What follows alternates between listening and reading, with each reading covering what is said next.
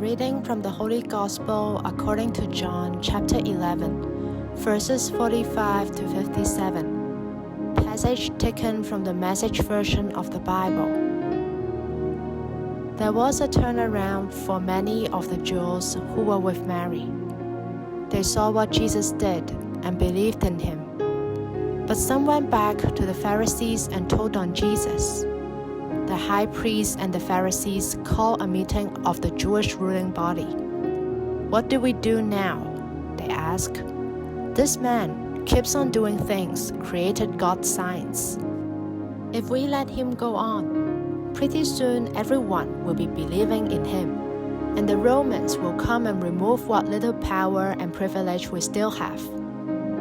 Then one of them, it was Caiaphas, the designated chief priest that year, spoke up.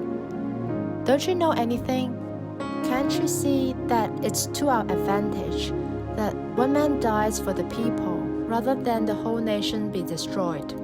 He didn't say this of his own accord, but as chief priest that year, he unwittingly prophesied that Jesus was about to die sacrificially for the nation.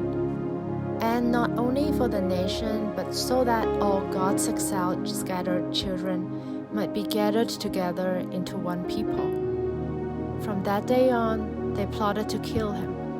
So Jesus no longer went out in public among the Jews.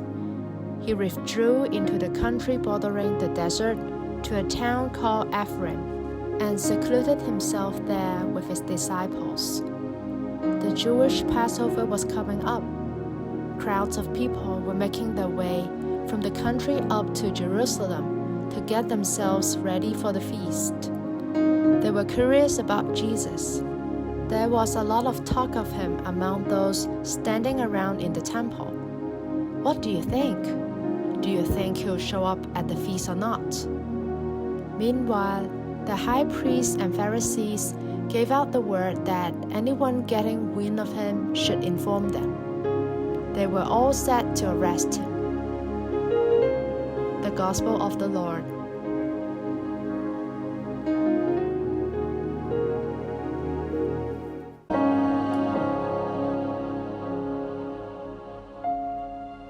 Reflections on the Gospel according to John chapter 11 verses 45 to 56. We are now on the threshold of the Holy Week, and today's Gospel sets the stage for the coming events. The tension between Jesus and the Jews, the Pharisees and high priests, has reached a point of no return. Now an official meeting at the highest level is held, and a full-fledged decision is made, and instructions are given for its implementation. It is curious and tragic, paradoxical, that the final reason for the decision to put him to death is the fact that Jesus has brought a man back to life.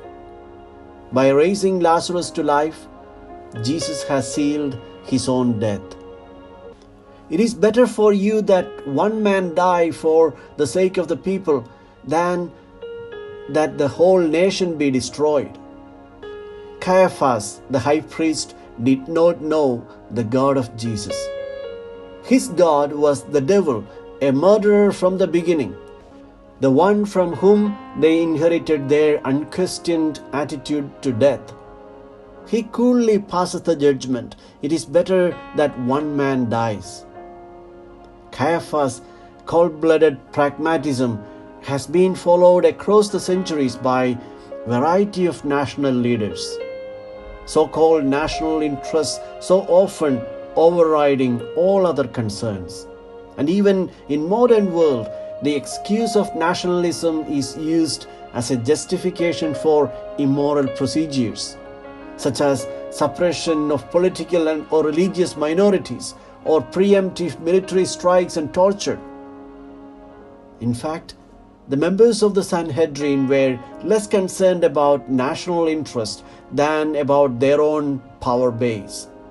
Interestingly, it was the deliberate and general rejection of Jesus' way of non-violent love as the means to life and freedom that led the Romans to destroy Jerusalem and the Jewish state. just 40 years after the murder of Jesus. Though the raising of Lazarus from death would soon lead to the killing of Jesus, and through it to the revelation of God's glory, the timing of Jesus' hour would be determined by Jesus himself and not by political decision makers.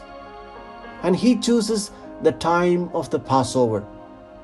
The Hebrew people had taken their first step towards freedom at the time of the original Passover. On that eventful night, lambs had been killed, and through their blood sprinkled on their doorsteps, the sword of the destroying angels was averted. Now a new liberation was about to dawn. The people's real liberation would be brought about no longer by the blood of lambs, but by the blood of Jesus, who would deliberately walk into violent death as the price of his love for the world. Tomorrow, Palm Sunday, we enter the Holy Week, the decisive turning point in human history. Let us prepare ourselves to walk with Jesus to witness his passion.